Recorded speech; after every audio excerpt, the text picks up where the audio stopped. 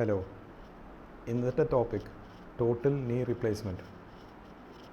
അതായത് ഈ സർജറിയുടെ ഉദ്ദേശം നമ്മളുടെ ജോയിൻറ്റിൻ്റെ അലൈൻമെൻറ്റ് ശരിയാക്കാനാണ്. നമ്മൾ സാധാരണ നിൽക്കുമ്പോൾ നമ്മളെ ഹിപ്പ് ജോയിൻറ്റ്, അതായത് ഇടുപ്പിൻ്റെ ജോയിൻറ്റ്, മുട്ട്, പിന്നെ ആങ്കിൾ ജോയിൻറ്റ് ഒരേ ലൈനിലാവണം. തേയ്മാനമുള്ള ആൾക്കാർക്ക് മുട്ട് ഇങ്ങനെ വളഞ്ഞിരിക്കാവും. സോ ഈ സർജറിയുടെ ഉദ്ദേശം തന്നെ ആ വളവ് നേരെയാക്കാനാവും. തേയ്മാനം വരാൻ കാരണം, ഒരു കോമൺ കാരണം അലൈൻമെൻറ്റ് തെറ്റുകയാണ്. ഇപ്പോൾ ഞാൻ ഉദാഹരണം പറയാം.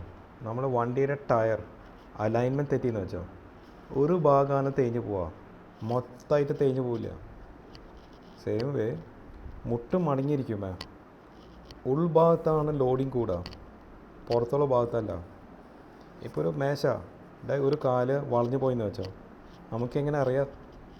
കാണുമ്പോൾ നോർമലാണ്, പക്ഷെ ലോഡിങ് വരുമ്പോൾ ഇങ്ങനെ ആടാൻ തുടങ്ങും.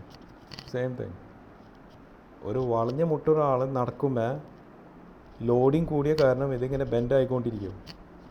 സോൾ ഭാഗത്ത് ലോഡിങ് കൂടിയ കാരണമാണ് തേയ്മാനം വന്നത്. സോ ഈ സർജറിയുടെ ഉദ്ദേശം തന്നെ ആ വളവ് നേരെയാക്കാനാണ്.